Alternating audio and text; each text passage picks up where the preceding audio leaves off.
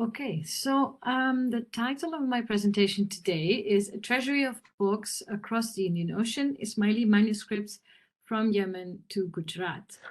And today we'll talk about the survival of one of the last living khizanat al-kutub, or Arabic manuscript treasuries, among a small Muslim community from Gujarat, known as the Bohras.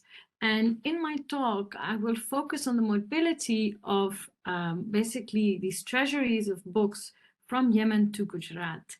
And really focus also on sort of the question of provenance and even sort of the social meaning of provenance. What I will be discussing is how the Bohras have played an active role historically, not only in manuscript preservation, but in copying, collecting, enshrining, and safeguarding books from the past. It is thus not a coincidence, I argue, that today Fatimid manuscripts or copies of Fatimid treatises are still actively read, copied, and memorized today by the Bohras.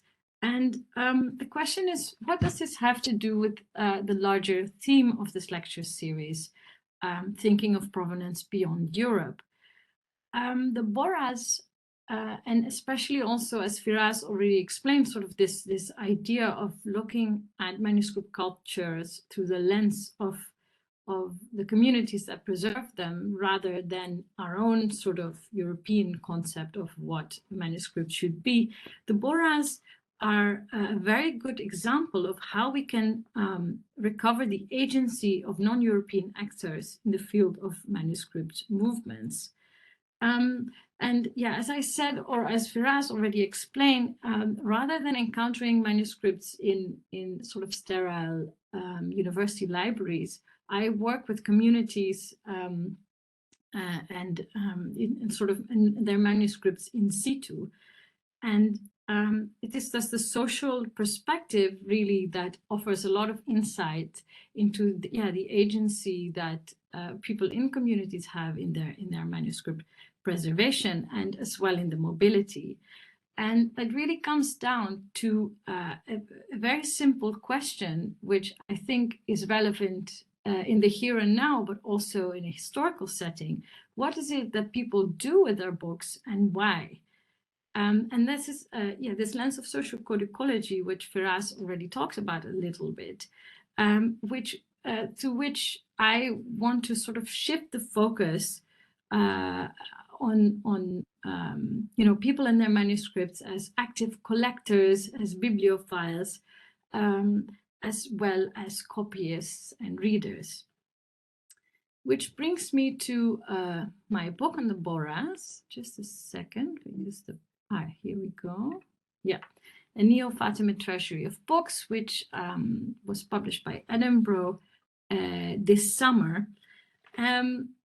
which really, this is where sort of this idea of social codicology is really central. And as I mentioned in the book, I try to really honor the perspective of the community and the way they look at their manuscripts. So in it, I have sort of documented how the Bohras as a community historically, but also in the present time, have preserved an ancient manuscript culture, which they themselves trace back to the royal khizanat, the royal manuscript treasuries of Fatimid Cairo. So on the one hand, I have documented this living manuscript culture, and tracing back also its paleographical as well as its codicological features back to over the Indian Ocean to Yemen, and also to a certain extent to the Fatimid Empire. But on the other hand, I also look at how the Bohras see themselves as neo-Fatimids in modern times, and how through the preservation and the custodianship of these manuscripts, the Bohras situate themselves in the larger Muslim Ummah, and how they basically see themselves as the heir of the Fatimids. And that's sort of the glue that holds these otherwise very close communities together. So I believe, based on sort of the social codicological field work that I did, that approaching the question this question through the lens of the community, that this provides a bit of an alternative perspective to the study of Islamic manuscripts in the pre-modern period in the Middle East. Now, of course, fantastic work in the last decade has been done on this topic, but these studies have mostly been carried out on the Sunni urban elite and scholarly milieus of centers of power, such as medieval Damascus or Baghdad, and less so on the perspective of Muslim minority communities removed from the center of powers. And I really believe that sort of the different social and political situation that let's say minority communities are in, say especially when they are not at the centers of power but are found more in rural areas, such as, for instance, the Ismailis who found themselves. I mean, of course, one can have a discussion on what periphery and center means, but in this case, Yemen and later Gujarat, that obviously shapes manuscript cultures and also how manuscripts are transmitted, as well as the codicology and the palaeography of manuscripts, especially in the case of the Ismailis. And in this sense, I wanted to link my presentation to Verena Klem's presentation earlier this year in this series, where a lot of questions came up about sort of the materiality of manuscripts from Salamiya, Ismaili manuscripts from Salamiya, which basically had been copied underground, so to say. And they look very different from, say, a manuscript from, I don't know, 14th century Damascus. And I'm convinced that there's a reason for that, because we haven't really studied manuscript cultures sort of in the periphery, so to say. Okay, so in the 30 or so minutes that I still have left, I wanted to do three things. First, I'll say a few words about the Bohras, about the Khizana tradition, as well as on Fatimid history and the history of Ismailism in Yemen. Then we will look at the circulation of Ismaili manuscripts between continents over the Indian Ocean between Tayyibi, Ismaili, Yemen, and Bohra, Gujarat. And we do this by looking at sources from the Khizana itself that have reported this process. And through these sources, we can really understand how an entire Khizana, a treasury of books, was moved from one continent to another. And then finally, in the last section, we'll have a look at how the Bohras have preserved the Fatimid-Tayyibi Ismaili provenance in their manuscript tradition, and how they have in fact enshrined the provenance. And we will see that provenance in the case of the Bohras perhaps means something else than sort of the classical notion of provenance of a manuscript is from there. But we will look into this. Okay, so let me start by saying a few things about the Bohras.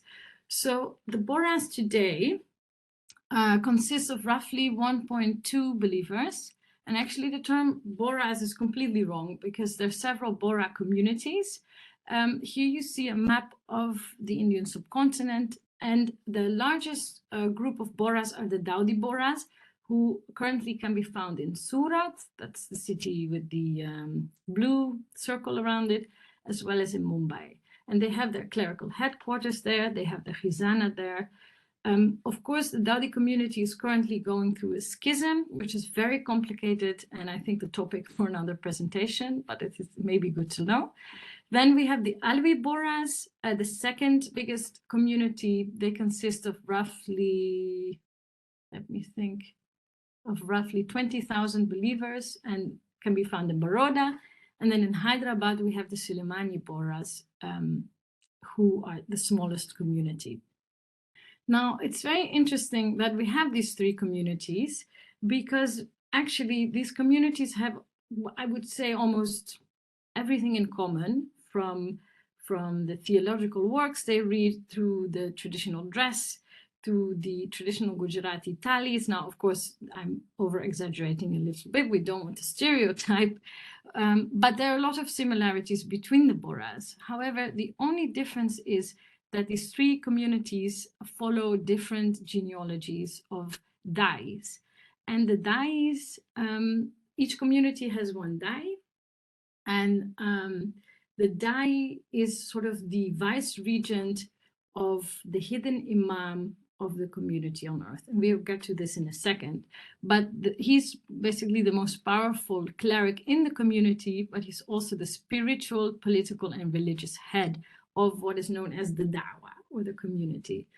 So here, in the picture on the right, we see these pictures were taken during my fieldwork among the Alawis 10 years ago. And we see a picture of the late Dai on the right. And on the left, we see a picture of the current Dai. And he is copying manuscripts. And that's very relevant for what we are looking at here, because the Dai is the sole custodian of the community's khizana. Now, each of these communities has its own khizana, and I'll come to that in a second. But what is really fascinating, or at least I find that very fascinating, is that especially among the Alawis, it is also the Dai who decides who has access to his manuscripts. How do you say, the sacred book hand of the Dai is considered to have all kinds of qualities. So baraka is attributed to it, other forms of baraka.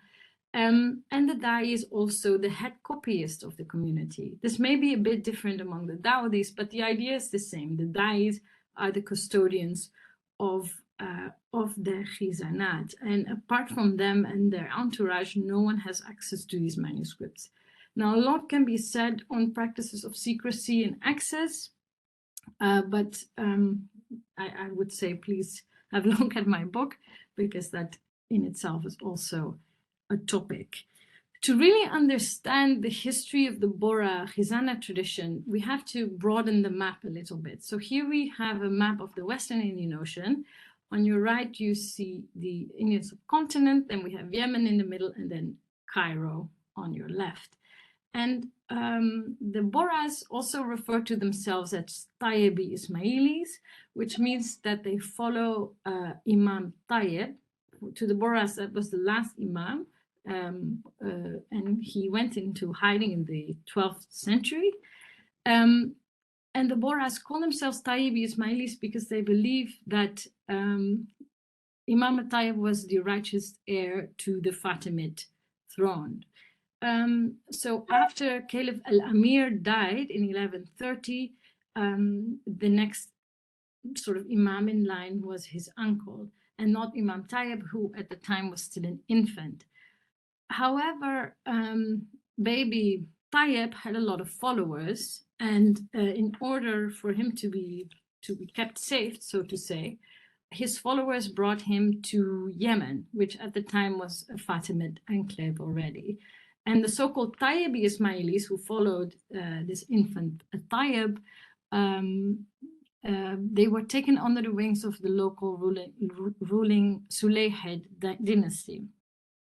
And what is fascinating is that the Tayyibi Ismaili community continued to exist despite the fact that their Imam, baby Tayyib, went into seclusion, but also despite the fact that the Fatimid Empire, which already was in decline in the early 12th century, but when it fell much later, actually the Tayyibi Ismaili community in Yemen continued to exist. And this is very important if we want to sort of understand the survival narrative of the community, because of course in also until recently also in academic scholarship, but this is also a paradigm that is very prevalent among the Bohras, there was this notion that after the fall of the Fatimid Empire, its libraries were destroyed, all books were burned or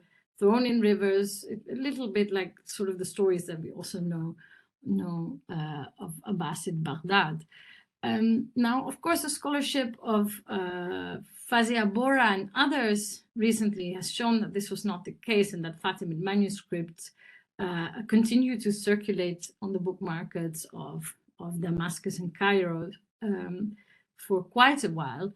However, up till now, I think with the exception of maybe one musical manuscripts, we don't have any, we don't know, or at least I don't know of any existing manuscripts of, say, Fatimid provenance. And with that, I mean from the Fatimid period. Now, the Bohras believed that basically the predecessors, the Tayyibi Ismailis, had taken with them from Cairo, just go to back to the map to give you an idea, from Cairo to Yemen, had taken with them a substantial amount of literature from the royal Fatimid khizanat when the empire was still there. Of course, we don't know much, unfortunately, about what was selected, how it was selected. Trabulsi has also written about this, and he argues that it was probably a very haphazardous process. But nonetheless, whatever texts were taken from Egypt to Yemen became the basis of what today is known as the Bohra Khizana tradition. So after the fall of the Fatimid Empire, Tayyibi scholars continue to rework, recopy, preserve, and even add to this corpus of texts. So from the 12th until the late 16th century, we see that, of course, there were ups and downs in the community, but we see that really this tradition flourishes, and that sort of generations of dais who took over in the absence of the hidden imam, so they were the heads of these communities, they contributed to this corpus. And what we see is that a lot of new esoteric Batini works, which makes sense because the imam was in hiding or was in Satr, are written. So, and it's very, this corpus is not reworked, but it's basically broadened. So what we have is a Fatimid-Tayyibi tradition, which at some point moves to Yemen, and that's of course what we are interested in. Right, I just wanted to show you. So here we have an example of a copy of Qadi al-Nu'man's. I believe this is the Da'am al-Islam. Yes, this was the codified book of law of the Fatimids, which has been recopied and recopied and recopied and is still read in Gujarat. The question is, how did these books end up in India? So contacts between South Asia and Fatimid Cairo actually are very old. So we know of Dawah missionary missions, basically, to Sindh and Gujarat, which date back to the very early Fatimid period. But even after the fall of the Fatimid Empire, the Tayyibi Ismailis continued this tradition of the Dawah, especially to Gujarat, which, I mean, you can see this sort of on the map. And we know that large groups of local Hindu traders converted and were known as Bohras. And slowly in Yemen towards the late 15th and then towards the 16th century, the Tayyibi community is really in decline, as we will see, due to all kinds of factors, but mostly due to persecution of the Zaydis. But on the other side of the ocean, we see in Gujarat that centers like Ahmedabad, Sidhpur, Ujjain, these are all cities where Ismailism flourishes, where small khizanat come into being, where there are scholarly circles. So it is not really, doesn't really come to as a surprise that when in the 16th century things really go very bad in Yemen, and we will see later why, that the community then moves overseas with its treasuries of books. I say treasuries here because I assume there was not just one treasury, but we need more research on this. Anyways, the khizanat of Tayyibi Yemen move to Gujarat. And as I also describe in my book, of course, the story does not end there. We've seen there are several Bohra communities in the 17th, 18th, and 19th century. There are schisms within the Bohras, Bohra clerical families, resulting in the fact that also these khizanat, and again, the question of provenance here is really important because these khizanat become dispersed, or the books become dispersed basically among these three groups. I should notice that at this, in the pre-modern period, there were also family khizanat. And so, for instance, we know of the Hamdani family. His collection can now can be accessed or has been donated to the Institute of Ismaili Studies. But also their provenance, the question of provenance is interesting because a lot of these family khizanat were confiscated in the 20th century, not by European powers or colonial powers, but actually by the Bohra clerical establishments. And this obviously is a very sensitive topic, but it's interesting because if you look at these clerical khizanat, you find manuscripts of all kinds of provenances, which are all from the same tradition. Okay, so looking at sort of book culture in the Fatimid and post-Fatimid period, well, we discussed this idea of the destruction of the Fatimid royal book treasuries, which is, of course, a myth, and then the Bohras, quote unquote, rescuing this tradition.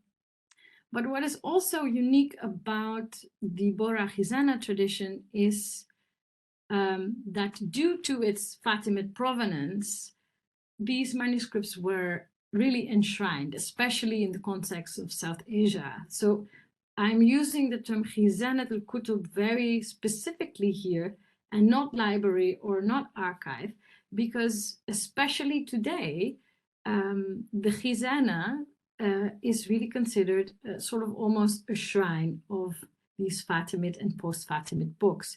And that is, of course, a very different perspective as compared to the other paradigm, which has sort of been used to study the Fatimid legacy of documents. And I'm thinking of the work of Marina Rustov and Jeffrey Kahn, who, of course, through the Cairo Geniza have done fantastic work on Fatimid documents, which all revolved around the practice of sacred trash, right? You can't throw it away and therefore you keep it. So the Bohras, in a way, their social practice is the absolute opposite, which is sacred treasure, right? So you treasure these in a khizana over generations. Right, so let's have a look at the question of circulation. What do we actually know about how these books traveled between continents? And I should also say, I mean, we saw that on the map here. Yes, manuscripts traveled, and entire khizanat traveled from Yemen to Gujarat. I mean, I have to say, from Fatimid Cairo to Yemen, we don't know much about it, so I can't say much on this topic. But interestingly, manuscripts also traveled a lot between from India to Yemen. So it was not always a one-way sort of movement. So there's a really interesting source in the Khizana tradition. And I use the word Khizana tradition here because the different Bohra clerical khizanat, but even the few family khizanat that exist contain very similar corpora of manuscripts. And one manuscript, and I use manuscript, it's not really a manuscript, it's not really a document, but a text that has been preserved is titled Qaratis al-Yaman, sort of like the Yemeni letters. Here we see a manuscript copy of the Qaratis, which is now in Tübingen University Library, but belonged to the Hamdani collection. And the Qaratis, they're basically letters that it's a corpus or a collection of letters, which must have been original documents before, but they have been recopied in a manuscript. So that's also something I write about in my book, sort of the transition between manuscripts and documents and vice versa. But nevertheless, the Qaratis is a collection of letters between Dawa officials, and Dawa here I use in the sense of community, between Yemen and India. So it's correspondence between clerics, but also, well, yes, officials between Yemen and India, between the period of, say, late 14th century until late 16th century. Some manuscripts have letters that date a bit earlier, some a bit later. But they give really a unique insight into the affairs of the transoceanic Dawa, so to say. And we are, of course, interested in the question of the circulation of books, but they describe a lot of other affairs as well, including also a lot of the incredibly violent confrontations with the Zaydis, the arrival of the Ottomans in Yemen, as well as manuscript looting, natural disasters. It even, I think, describes a pandemic. So I was reading this during COVID, so that was quite interesting. A unique source. Here we see a map of Yemen, since we're still in Tayyibi, Yemen at the moment. And so this is from my book. It's a map of the Khizāna sites in the Bohra tradition. I know this is a bit confusing, Bohra tradition, and we see the map of Yemen, but this is also how the Bohras describe them in their own literature. So the Bohras, the Tayyibi Ismailis, we know that they had centers as well as khizanat in Shibam, as well as in Thula, in Masar, in Wadi Dahr, which was a bit northern of Sana'a, and basically all around the mountains of Haraz, which we can see sort of towards the west of Yemen. And some of I should say this was a these were all mountainous regions, and the Tayyibis had their own fortresses, which are also mentioned a lot in the text.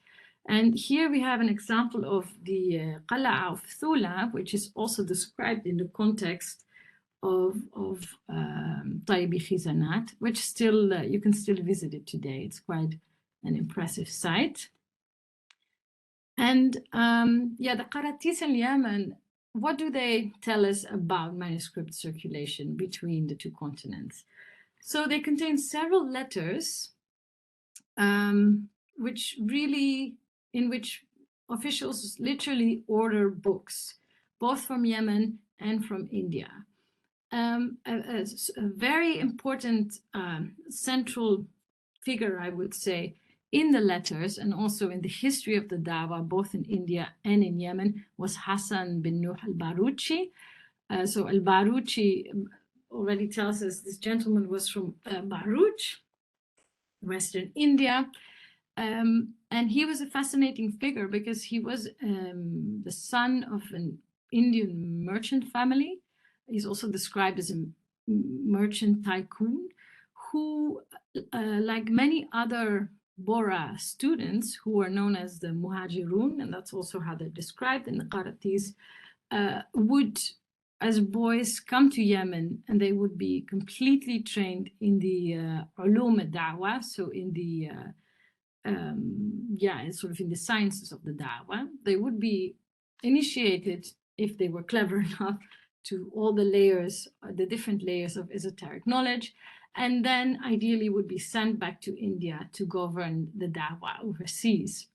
But Hassan al-Bha'rūchi was quite an unusual character in the sense that he is known to have been, he's known to be the main advisors of several of the dais in India, as well as in Yemen.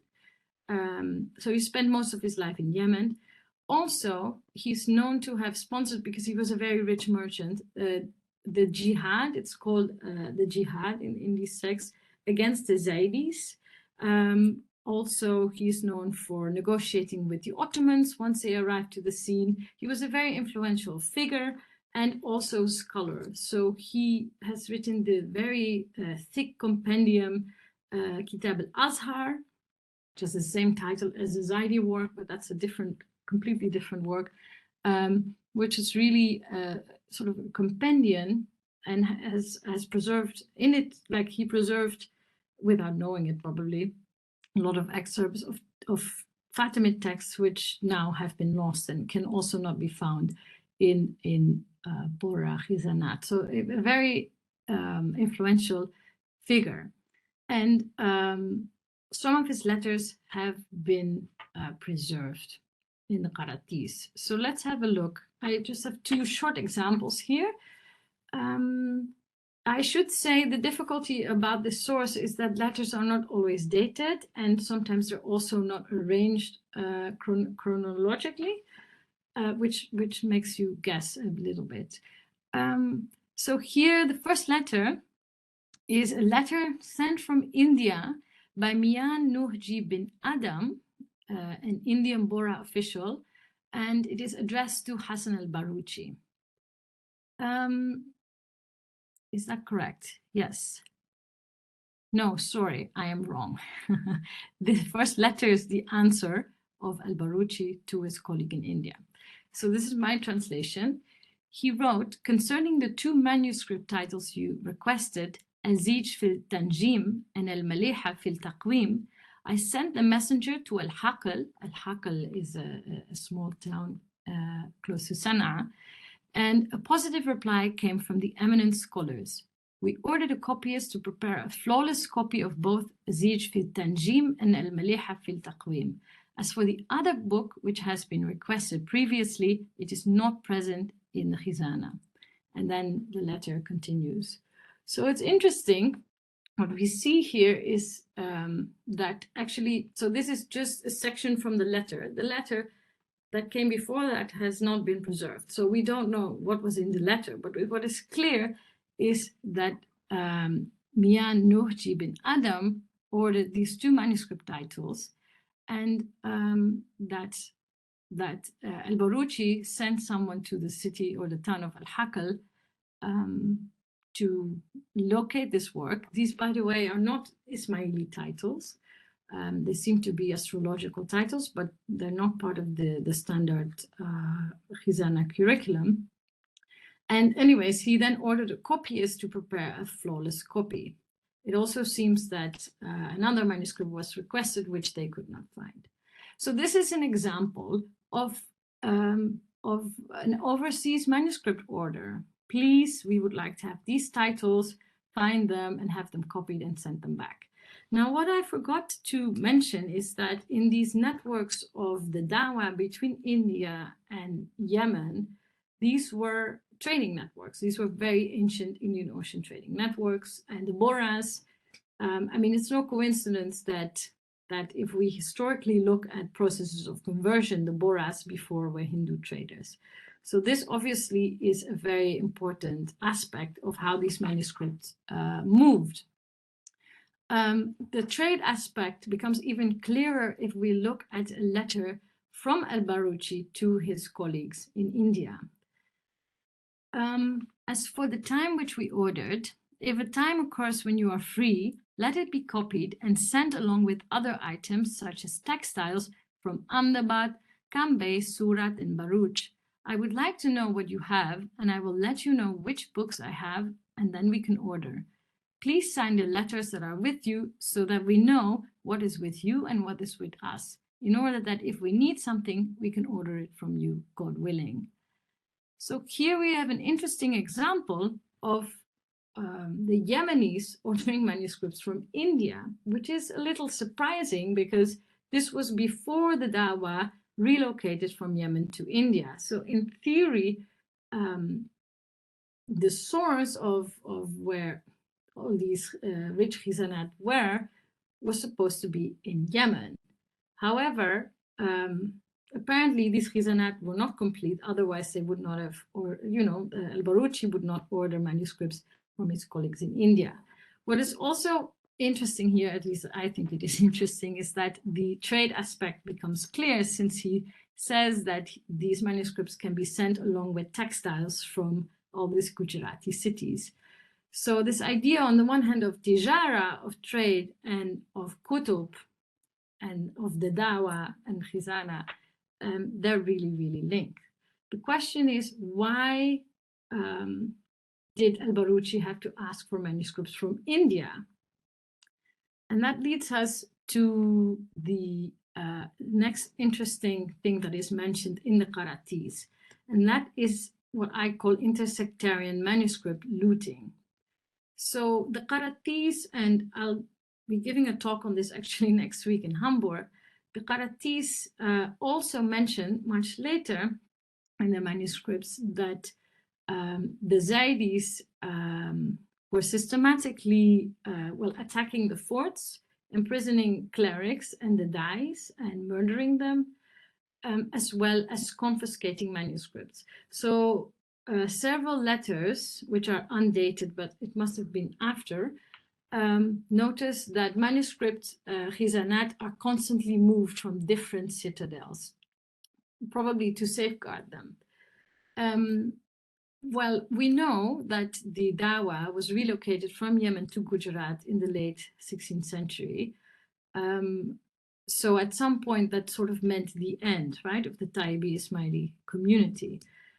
And I think this is important to sort of understand what al-Bha'rūchi was up to when he was ordering manuscripts from India as well, and vice versa, because I feel he, at least when I read the letters, he was sending a lot of manuscripts to India as well. He was so involved in the affairs of the Dawa that he must have sort of known already that its relocation was on the way. So instead of one sort of relocation from Yemen to Gujarat, I think he was already stocking the khizanat in India with manuscripts. This is, you could say, okay, this is theoretical, but we also know from the letters that it was al-Bha'rūchi who trained the first Indian Dai in Yemen before this transfer happened. So he was highly involved in these affairs. But the second letter, why is he asking manuscripts from Gujarat if all the manuscripts are supposedly in Yemen? I think that also showed that these incidences of manuscript looting and confiscation by the Zaydis actually has been going on for pretty long. That's also mentioned on many occasions.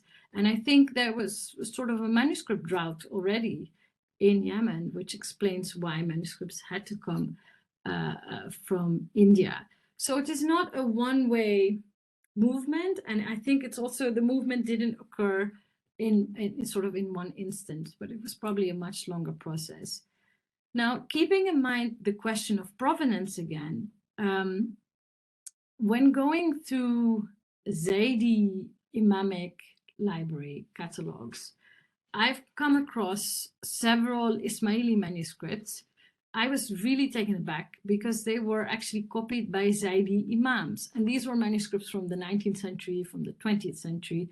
Now we know that in the Zaydi tradition, the Imams actually are supposed to also be very familiar with the other schools of law. But to me, it's sort of, I thought, so that is how these manuscripts ended up here. I mean, the looting of the manuscripts was literally mentioned in the Qaratis, as well as, by the way, in Zaydi sources. So the provenance of these manuscripts, in a way, well, was carried on, right, in the Zaydi Imamic library tradition. So that, but anyways, that is a different route of the manuscripts, right? So, Firas, how much time do I still have left? Maybe 5 minutes, not more than 5 minutes. Okay, perfect. Okay.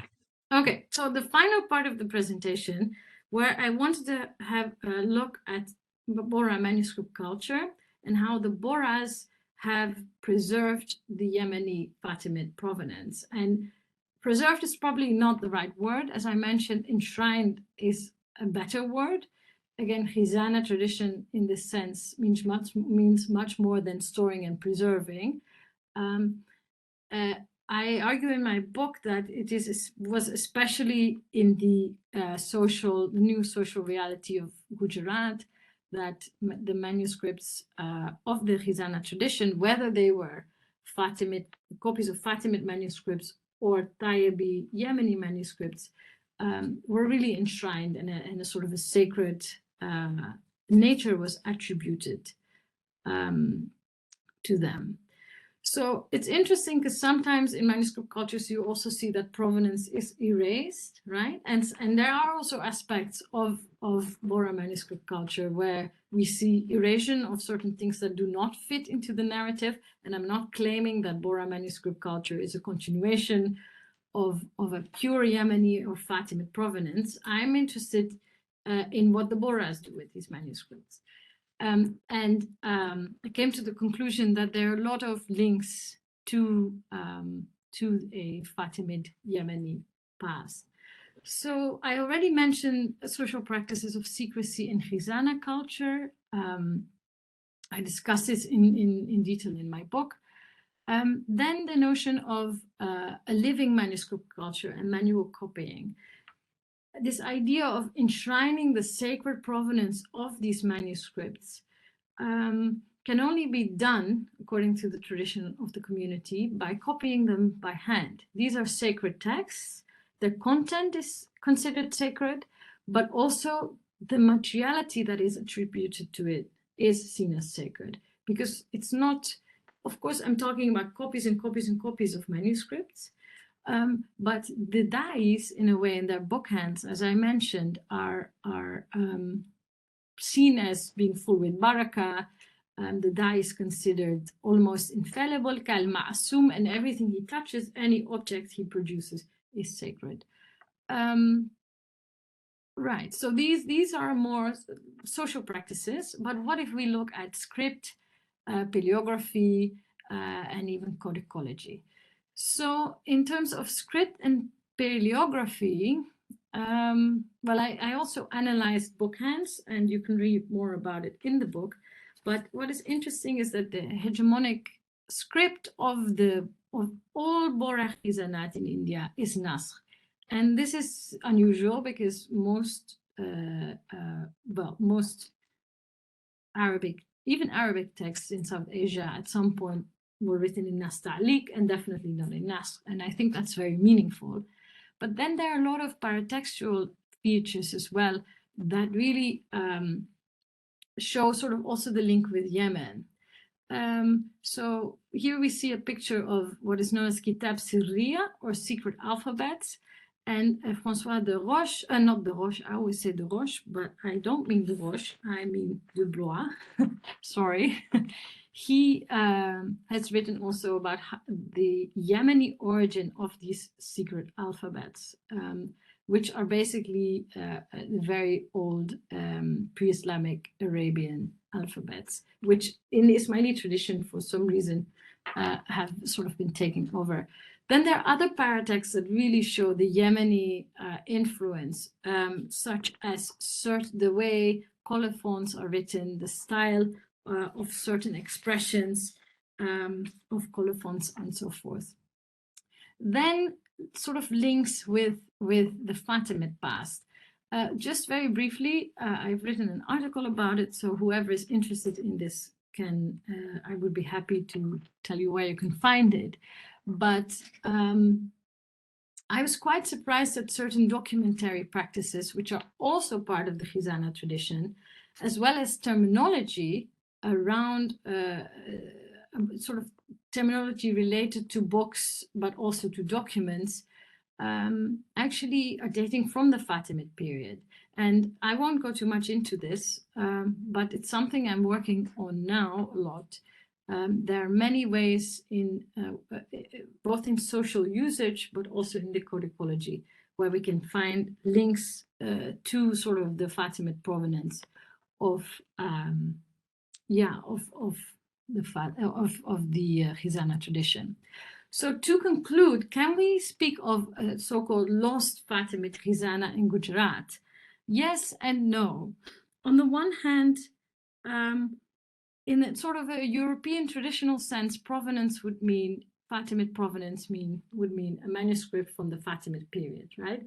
However, if we look at manuscripts and the meaning, social meaning of manuscripts through the lens of the Bohras, provenance means something else, right? It is a sacred provenance which has been transmitted and enshrined in the Bohra Khizāna culture.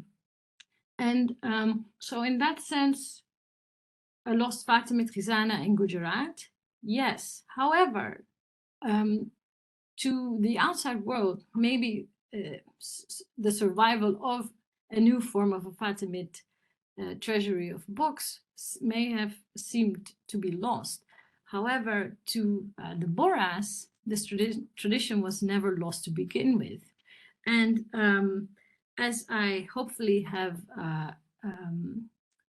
showed you in this presentation, it is through the active involvement of the Bohras as manuscript copyists, collectors, safeguarders, and so forth, that they have preserved the neo-Fatimid Khizāna in the present time. Thank you very much.